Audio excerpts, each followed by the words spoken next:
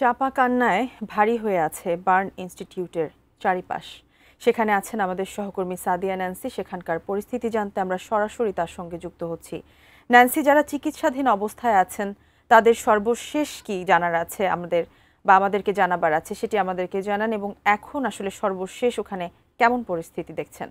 ধন্যবাদ শিমু। আপনি নিশ্চয়ই জানেন যে আজকে দুপুর ৩টার পর একটি আনুষ্ঠানিক সংবাদ সম্মেলন করে আসলে বার্ন ইউনিটে যারা আছেন তাদের বিষয়ে, তাদের শারীরিক যে অবস্থা, সেই অবস্থার বিষয়ে কিন্তু আমরা গণমাধ্যম কর্মী যারা আছি তাদেরকে জানিয়েছি। যদি সর্বশেষ অবস্থার কথা বলতে হয়, তারা কিন্তু বলছেন যে এই মুহূর্তে আসলে 10 জনের অবস্থা, যারা আসলে বার্ন ইউনিটে আছেন তাদের মধ্য থেকে 10 জনের অবস্থা এখনো আশঙ্কাজনক। অ্যান্টিব্যাকটেরিয়াল অ্যাডিটিভ যুক্ত সেরা ওয়াটার ট্যাঙ্ক বিশুদ্ধ পানিতে ব্যাকটেরিয়া জন্মাতে দেয় না। যদিও এখানে তারা এটিও জানিয়েছেন যে 2 জনকে ইতিমধ্যে কিন্তু আইসিইউ থেকে কেবিনে শিফট করেছেন, অর্থাৎ 2 জনের অবস্থা খানিকটা ভালোর দিকে তারা বলছেন। এবং আপনি জানেন যে মৃত্যুর যে সংখ্যা, সেই সংখ্যা নিয়ে কিন্তু এক ধরনের 2 রকম তথ্য আমরা গণমাধ্যম কর্মীরা যারা আসলে গতকালকে থেকে এখানে আছেন তারা কিন্তু বলছিলেন।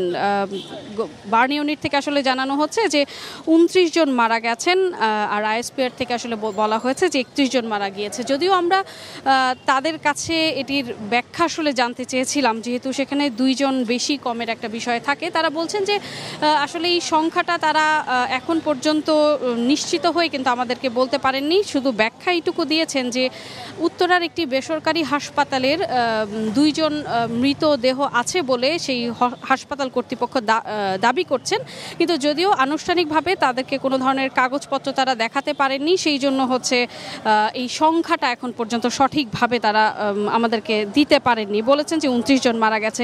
এবং যদি এখানে যারা চিকিৎসাধীন অবস্থায় আছেন তাদের কথা বলতে হয়, 10 জনের অবস্থা কিন্তু তারা বলছেন যে আশঙ্কাজনক, অর্থাৎ দুপুর 3টার পর আর কোনো পরিবর্তন আসলে আসেনি। দুপুর 3টার দিকে যে সংবাদ সম্মেলন আসলে করা হয়েছে, সেই সংবাদ সম্মেলনে কিন্তু বলা হয়েছে 10 জনের অবস্থা আশঙ্কাজনক এবং 10 জন শঙ্কামুক্ত, আর বাকিদের কথা এখনও নিশ্চিত হয়ে তারা জানাতে পারেননি। আর বাকি 2 জনকে আইসিইউ থেকে কেবিনে আসলে স্থানান্তর করা হয়েছে।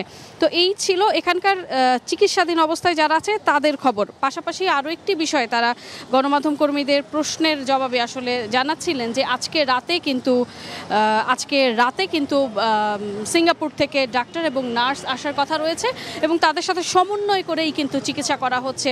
যদিও এখানে যারা চিকিৎসাধীন অবস্থায় আছে তাদেরকে আসলে বাইরে নিয়ে চিকিৎসা করা, উন্নত চিকিৎসার জন্য আসলে বাইরে নিয়ে যাওয়া হবে কিনা এমন প্রশ্নে কিন্তু তারা এটি বলছিলেন যে সিঙ্গাপুরে যারা আছেন তাদের সাথে একরকম সমন্বয় করেই চিকিৎসা করা হচ্ছে। যদি পরবর্তীতে প্রয়োজন মনে হয় তাহলে তাদেরকে বাইরে নিয়ে চিকিৎসা করানো হবে, এই ধরনের আশ্বাসও কিন্তু আসলে বার্ন ইউনিট থেকে আমরা পেয়েছি। তো সবকিছু মিলিয়ে এই ছিল আমার কাছে সবশেষ খবরাখবর বার্ন ইউনিট থেকে।